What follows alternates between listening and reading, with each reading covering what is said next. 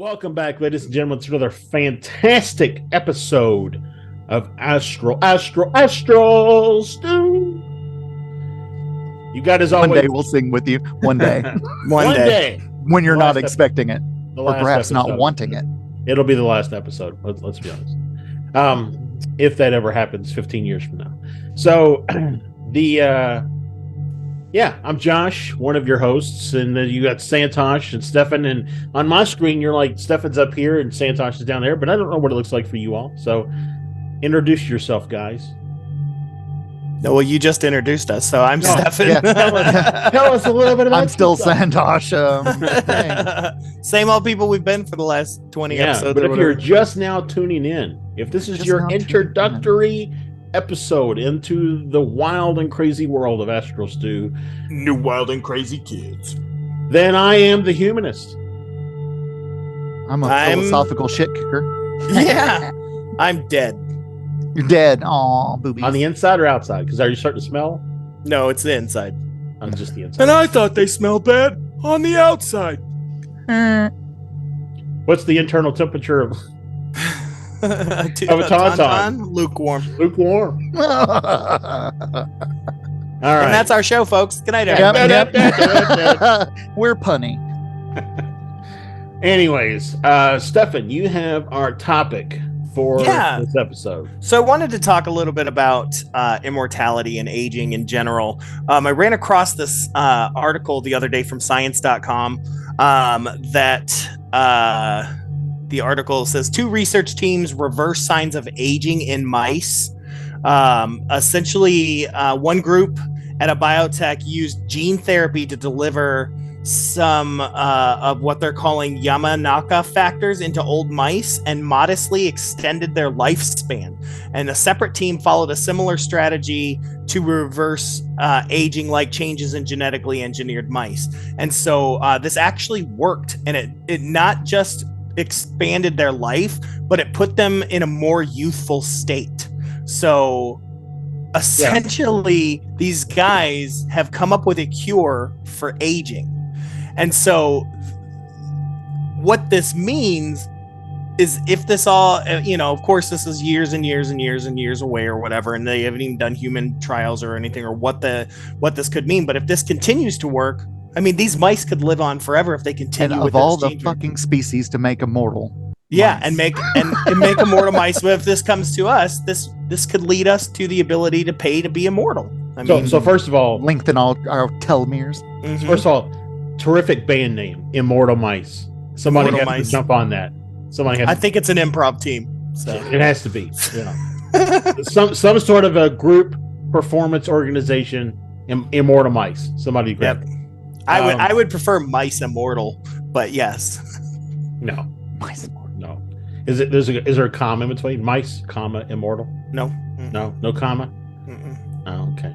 Anyways, secondarily, I also stumbled across a couple weeks ago an interview with one of the scientists, and he talks about how basically what they found how to do is to reprogram genes in the body to, instead of breaking down, to instead perform a function where it makes you. So to your point, Stefan, it's not just some serum or something that they've discovered or a drug or something like that. It's literally reprogramming the genes in your body to grow younger instead of grow older. So you're not only extending your life, but you're rejuvenated. Right. Which is the biggest immortality caveat so far, right? Because you ask which kind of immortality. Well, hopefully the young and beautiful kind, not the continue to grow decrepit and keep but never dying. Right. So we've talked on this before on other episodes, and generally it's been. So I think the last time that we talked about it was I did a would you rather type situation, and it came up in discussion there. And in a would you rather situation where you are the only one who can be immortal, would you still take it? Oh yeah, I do. And having to watch your family and friends still age and die, The Highlander style. right? Mm-hmm. They're going to be the only one. But I think in this case, if it was made mass available, which unfortunately, given the world we live in, probably only the rich and powerful will have access to it. But if it was made mass available, whereas anybody could live an immortal life if they wanted to, I think it would be my response would be a little different, because then I wouldn't have to watch my family grow old and die unless they still wanted to. Well, and that's what I wanted to bring up was what kind of moral implications does this do? Do we stop breeding? Yeah, right? On an already arguably overly populated planet. Right, and we are not off planet right now, so we don't have this place to put extra people. Right. So if this has become something that is mass available to the masses, do we stop breeding? Is that become outlawed, right? Or should it be that anybody who takes the treatment to become immortal loses their ability to reproduce? Right. And then I can see the religious right being like, well, that's not fair to all the unborn babies that aren't happening now because breeding is made illegal or whatever. And if you look at a lot of people that talk about reincarnation, also talk about the fact that you're born into this life, and you forget about why you're here, and then you learn kind of your purpose as you go along, and then you realize that purpose, and then this part of your life dies, but your spirit, your soul, whatever, lives on, and it becomes another physical body. So in that sense, we already are immortal. We just don't realize it. And this is really a prolonging of the physical body, the physical life, more so than the spiritual life or the soul's life. But which we glorified and exalted for ages. Yeah. Which also makes you wonder, if you're here to learn something and take it back and then come back and learn something again, and you just basically said, no, this is the only life I'm gonna live. Would that be, would nature step in and fix that somehow? I don't know. If we've talked about immortality, then I've probably talked about my mentor, and if they're just joining us for the first time, then this isn't a repeat. My mentor, the Reverend Dr. Pat Taylor, said one of my favorite things about it is like when I die and they're discussing all this heaven and hell business, she said, I'm going to say no thank you. No thank you to all of it. I don't want to continue on. Yep. So I know someone who was very seriously being like, no, I quit. Yeah. After this one, at least. Yeah. And 30 lifetime notice. Well, what's interesting to me is because this doesn't make you invulnerable. This isn't a superpower. Right. So you don't, you're still susceptible to disease and murder.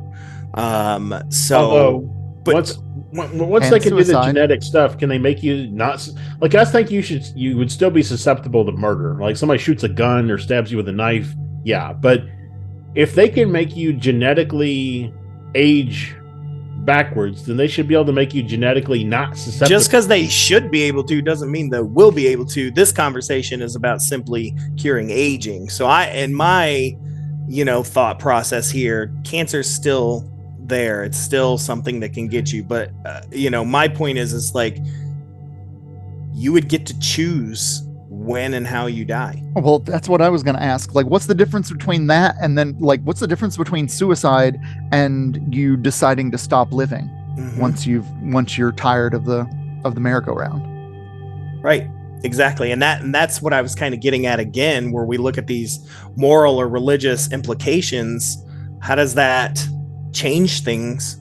Since let's say we could extend life forever. All you have to do is do these treatments every 2 years and you're constantly changed. Does that change how religions look at life after death if there could technically be no death? I would my guess would be that most religions who have built their religion based on the fact that there is some sort of ultimate life with God beyond death would rail against such a treatment. Well, and then think about this.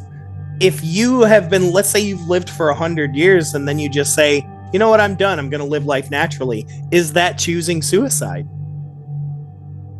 Because you are choosing to die at some point. You're choosing to die. Well, but the same argument, because the path changed. Well, but Picard in his new synthetic body is dealing with this. yeah. But I mean, but the same could be said true if you're diagnosed terminally with cancer and you choose not to fight it. Mm-hmm. Right. Right? It's the same thing. So instead of being terminally diagnosed with cancer, you'd be terminally diagnosed with age. And, Right. And then you would just choose not to fight it. I mean, right. And then does age then finally get recognized as a disease, which it is? Well, and I'm thinking like immortality is the big selling point of most religions. Mm-hmm. Pretty much most of them, right? And so how, like you said, I think they would be extra pissed off because now nobody will be buying what they're selling because you can get it over the counter. And we're kind of skating around. We've run up close to it and kind of pulled its shirt a little bit. But let's talk just a minute about the need to keep people alive, like the whole stigma that's associated with suicide. And I'm not encouraging anybody to commit suicide. If you feel like you're having problems, talk to somebody. But the idea that living a long life is the correct thing to do. What's that really rooted in? Why do we keep old people alive and uncomfortable to the very last freaking moment until we say, okay, fine, if you want to die, you can die? Like, why do we as a society put people through the agony of the breakdown of the body, or the breakdown of the mind? If your mind is truly broken and you see no alternative other than that this physical life needs to end, why do we rail against that so much? Why is it ingrained within us that we have to have these long lives and they have to be full and complete?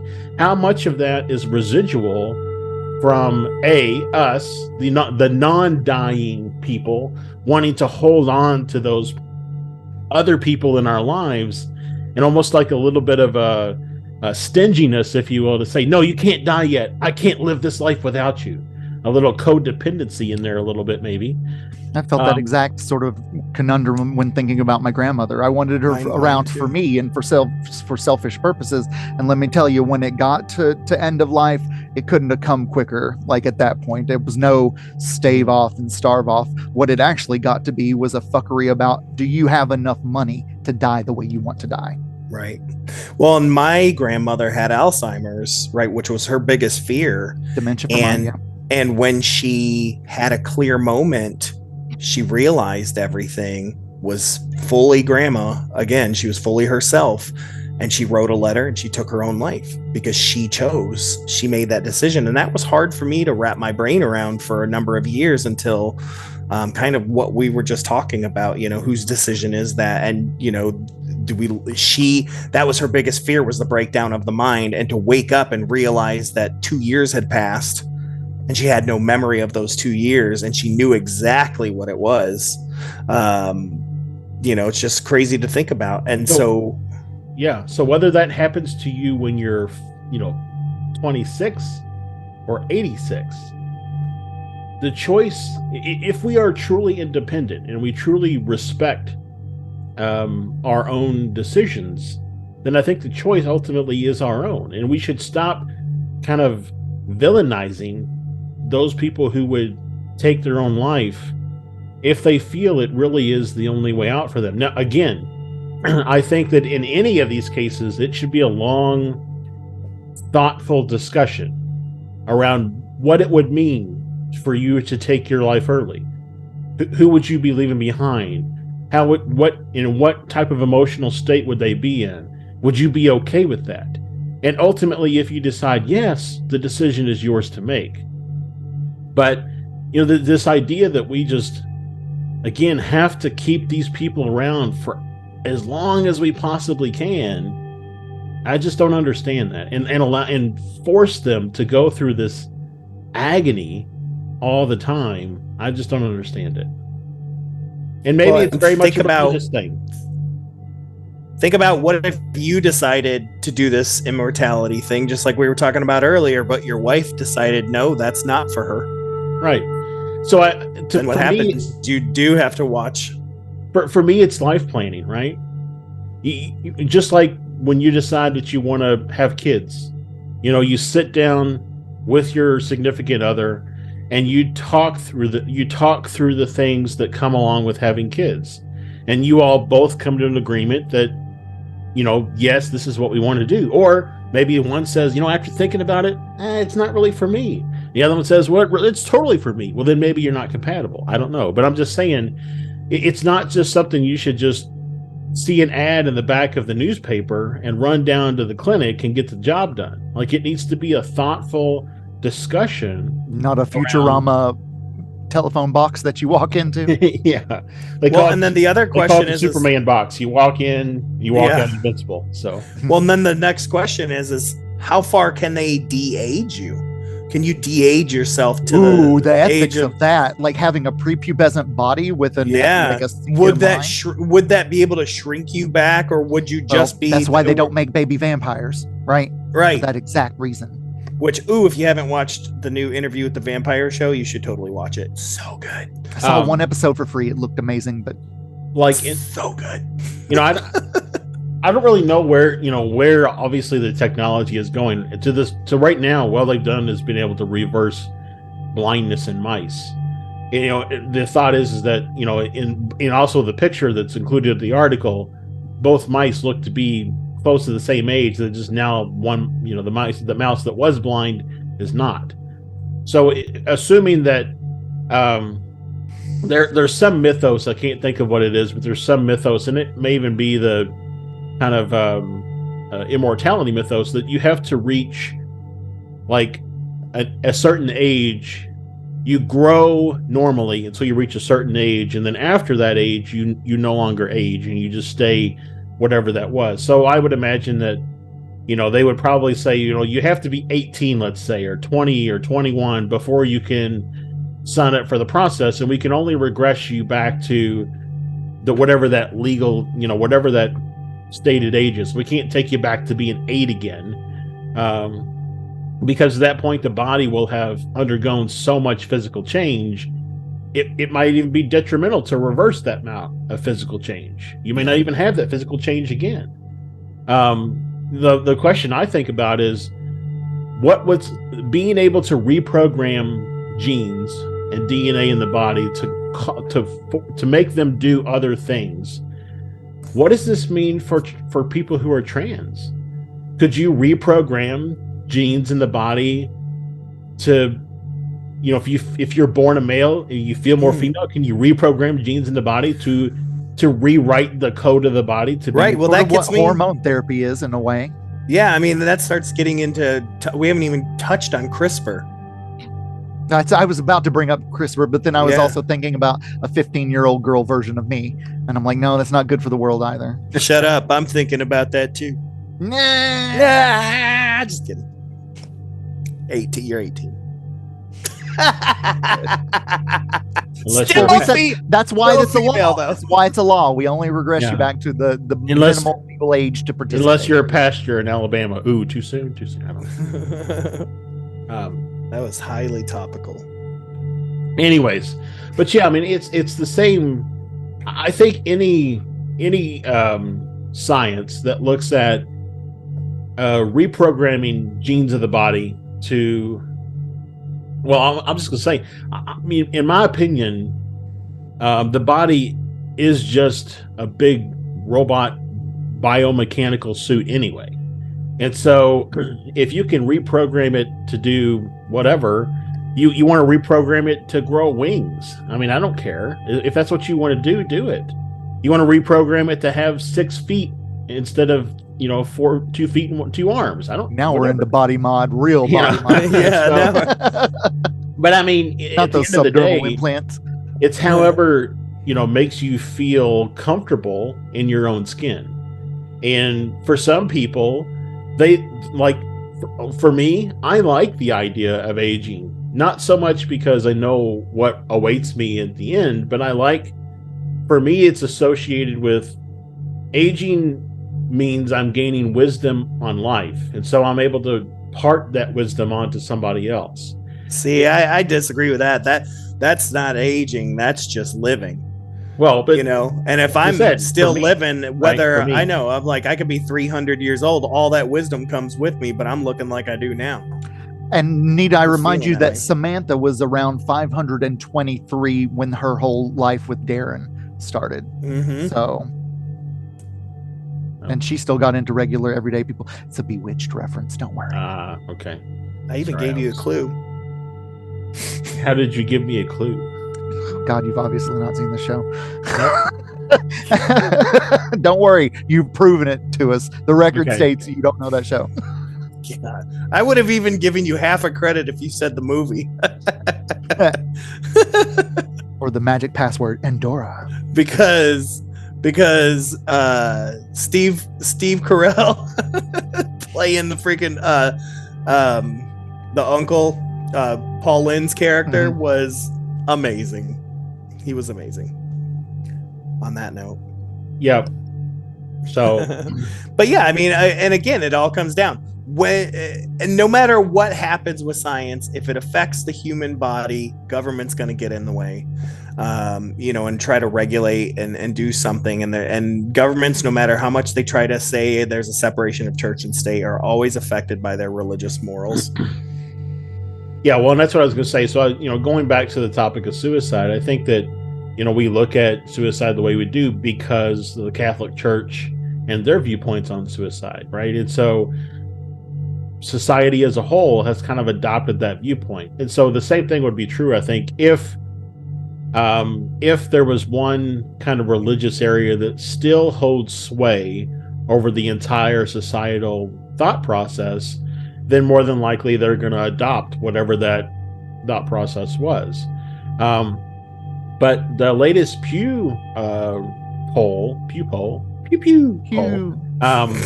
is looking at how people identify. People identify spiritual but not religious. That number is on the rise, and so by the time this science is perfected to be able to be used on humans, maybe we'll be in a different place religiously, and we can actually take advantage of it. I hope so, because I have no plans on dying. I want to go for as long as I want to go. And if I need to make a copy of myself to continue on, so I'm not stopping any evolution of the we haven't even talked about that. Yeah, we didn't even talk about that, because I was going to bring up that Philip K. Dick story where he talks about that, where, they were able to put the consciousness into an AI and extend that life in that way. Yeah, that's a... Yeah, I mean, if you look at a lot of the stories about the Greys, right? So the little short guys and alien ET lore, they are genetic robots that they pick and they just put a consciousness in for the function of doing the work that day, and then the consciousness leaves and they just get stored away. It's almost like a Westworld type situation. Being 1/5 of a shared soul, though, you're like, oh, now I'm in the body again. What did we do? Could you imagine? I feel that way some days.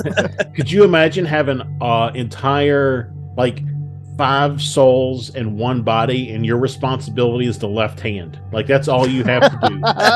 Voltron or Power Rangers. Stop hitting yourself. Stop hitting yourself. Yeah, Power Rangers and Voltron. I think we might have. I constantly had to go, put down that beer, put down that beer. It never worked.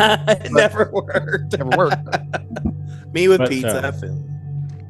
But yeah, so I mean, I think that the science has promise. I think that unless, like you said, unless the kind of the religious nuts of the world, and I'm sorry if I offended anybody who's watching the show, but who's a religious nut? Yeah. Sorry if you are a religious nut. Maybe you're a religious cashew. I'm not sure. Anyways, if you feel like this somehow jeopardizes the playing with God, I recently heard someone say that what if all of these new advances in technology and the science of life, who are you to say that those are not inspired by God? And so who are you to say that this technology or this science that may be one day shaping how we embrace the world is not a direct line from your God. Sure, I've always said the same thing about. Maybe. I've always said the same thing about evolution and things like that. Who's to say that's not how Right. God is doing it? It's much slower than you think. I've got something off topic to share with afterwards, but I've got a theory about like the level of disclosure and how it's linked to religious insecurity to a certain degree that I'll tell you later. Okay. But bottom line, if it's made available to all humanity, I think it could raise some interesting discussion points, if nothing else. I would like to see Bill Nye and Kevin Ham, or whatever the guy's name is, Ham. Ken Ham. Ken Ham. I'd like to see those two go at it on this topic. That would be an interesting debate. I would love it. But I mean, I think that it holds some promise. If for no other reason than to potentially cure in some people some ailments that they have had to suffer through their entire life. Imagine being born blind and now being given the opportunity to see again. Right. Or born deaf. Or born blind and see again. That don't work that way. Yeah, it don't work that way. Sorry, to see for the first time. Sorry. Or born deaf. Or even born able to see and lose your sight in the first year of your life. Things like that. So 27. It'll be ableist inclined. I agree. Mm-hmm. Even if that's the only way it affects life, I think it'd still be a significant impact for society and life as a whole. And hopefully those religious nuts wouldn't block that from happening. Well, yeah. I mean, we have systematically conquered our enemies. The cold, the dark, the first one, the cold, the second one. And now if we can get death off of our backs, aren't we feeling like we're something? What's interesting is we conquered we conquered cold and dark with the same technology, fire. Interesting. So before we wrap up, I did want to give us an opportunity to do a little creepy catch up. Okay. So I know you have some, right, Santosh?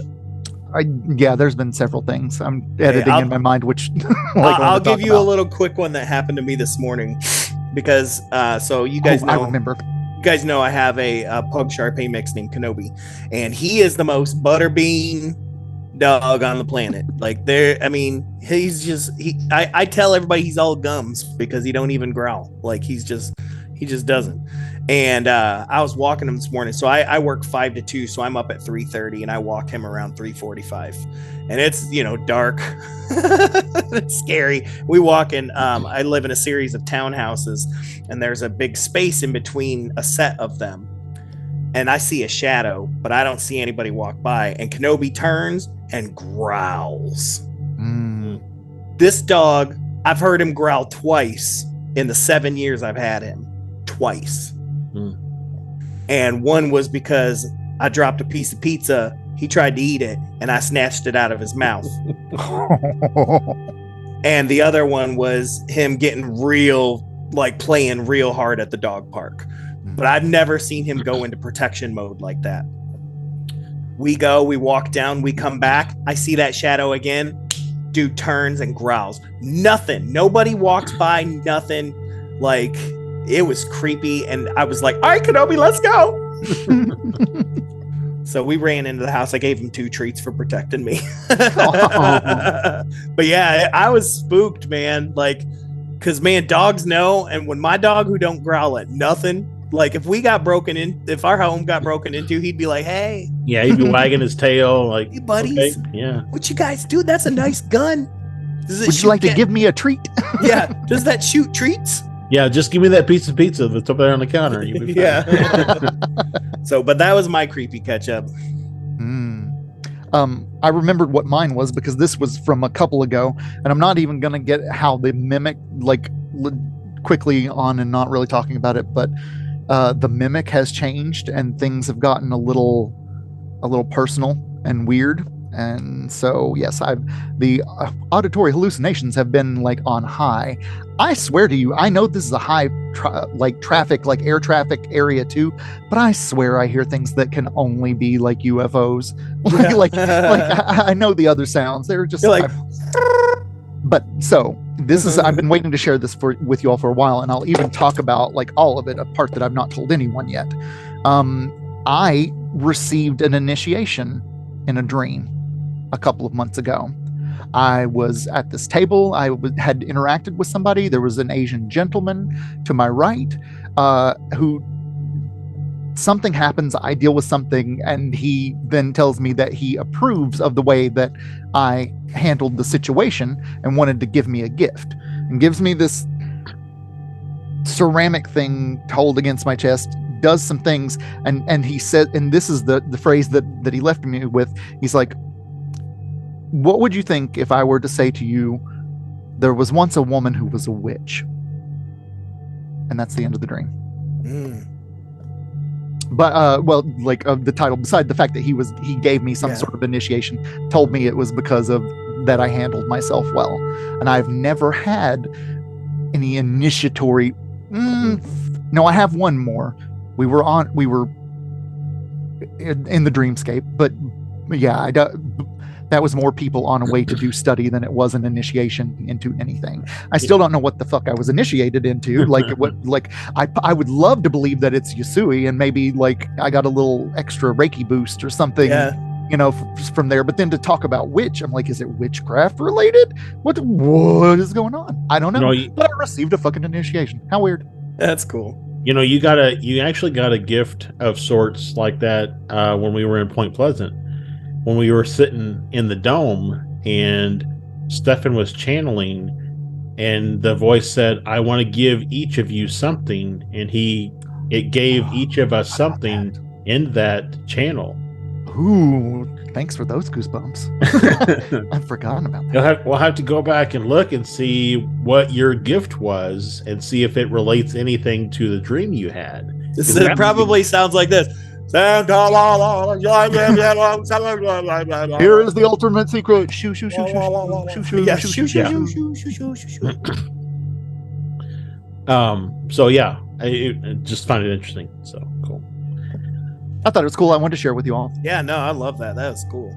I too have had interesting. Mine have been. I've had a series of dreams that really make no sense.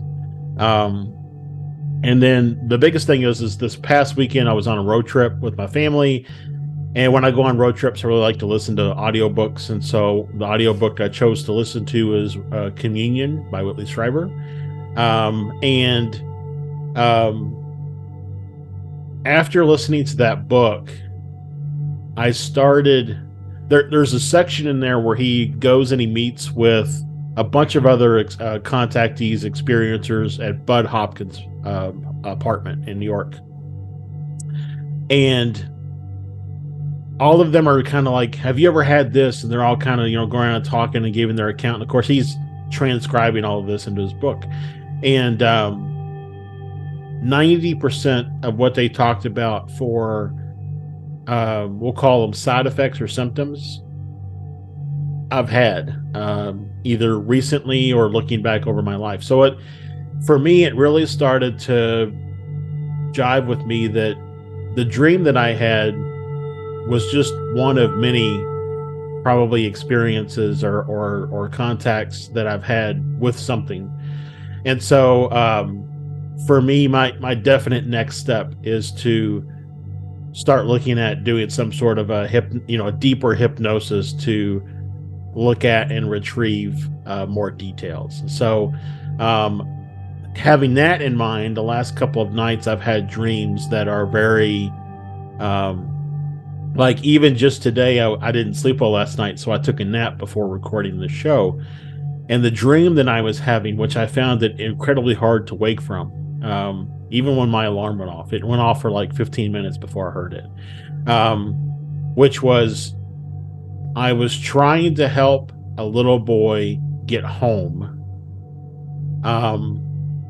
But he lived like in the middle of a series of streets that were like all kind of contained, like in this back little subdivision, these series of streets. And every avenue that we went down, we saw things that were familiar, but he was like, nope, this is not my home. And then we went to the next street. And again, we saw a lot of things. Nope, this is not my home. And it was very peculiar. So, yeah. Don't know what that means. I'll be talking with my spiritual coach about it in a few weeks. But yeah, so that's kind of my creepy stuff. Very cool, man. Very, very Sweet. Cool. Awesome. Well, cool. I guess we can wrap up, Josh. Yeah. Poo. Wrap it up. So, thank you all for tuning in. This has been Astral Stew. We'll be back with you all again in 1 month's time. Until then, keep it stewy. I don't know. What's the... Aw. Keep it stewy. Stewy. Oh, your brother just blushed. Yeah. So, yeah. Bye. Good night, everybody. Thanks.